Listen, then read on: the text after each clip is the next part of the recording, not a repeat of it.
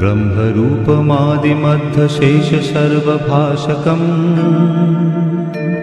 भावषट्कहीनरूपनित्यसत्तमध्ययम् वङ्मनौति गोचरञ्च नेति नेति भावितम् तं नमामि देवदेव रामकृष्णमीश्वरम् आदितेयविहरं सुरारिदैत्यनाशकम्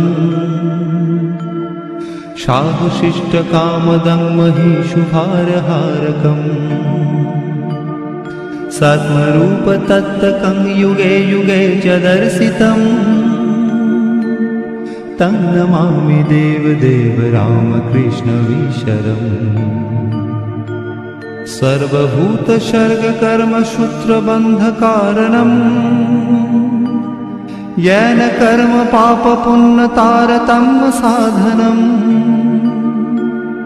बुद्धिभाषसाक्षिरूप सर्वकर्मभासनम् तं नमामि देवदेव रामकृष्णमीश्वरम् सर्वजीवपापनाशकारणं भवेश्वरम् स्वीकृतं च गर्भवासदेवदानमीदृशम् यापितं स्वलीलया च येन दिव्यजीवनम् तं नमामि देवदेव रामकृष्णमीश्वरम् तुल्यलौष्ट्रकाञ्चनं च हेयनेऽधिगतम् स्त्रीषु नित्यमातृभावशक्तिरूपभावकम् येन भक्तिभुक्तिमुक्तिशुद्धबुद्धिदायकम् तं नमामि देवदेव रामकृष्णमीश्वरम् सर्वधर्मगम्यमूलसत्ततत्तदेशकम् सिद्धसर्वसम्प्रदायसम्प्रदायवर्जितम् सर्वशास्त्रमर्मदर्शि सर्वविन्निरक्षरम् तं नमामि देवदेव रामकृष्णमीश्वरम्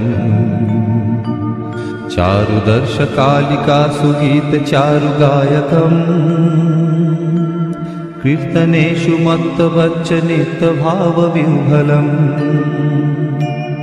शुपदेशदायकं हि शोकतापवारकम् तं नमामि देवदेव रामकृष्णमीश्वरम्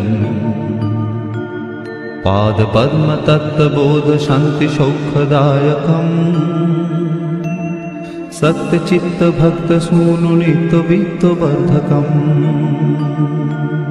दम्भिदर्पदारुणन्तनिर्भयं जगद्गुरुम् तं नमामि देवदेव रामकृष्णमीश्वरम् पञ्चवर्षबालभावयुक्तहंसरूपिणम् सर्वलोकरञ्जनं भवाब्धिसङ्गभञ्जनम् शान्तिशोकसर्वजीवजन्मभीतिनाशनम् तं नमामि देवदेव रामकृष्णमीश्वरम् धर्महानहारकं तद्धर्मकर्मवारकम् लोकधर्मचारणं च सर्वधर्मकोविदम् त्यागिकेहि सर्वनित्यपावनं हृपङ्कजम् तं नमामि देवदेव रामकृष्णमीश्वरम् तं नमामि देवदेव रामकृष्णमीश्वरम् तं नमामि देवदेव रामकृष्णमीश्वरम्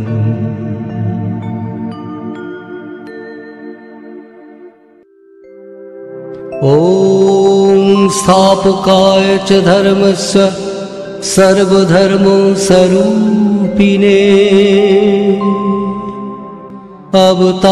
अवतारवरिष्ठाय रामकृष्णाय ते नमः।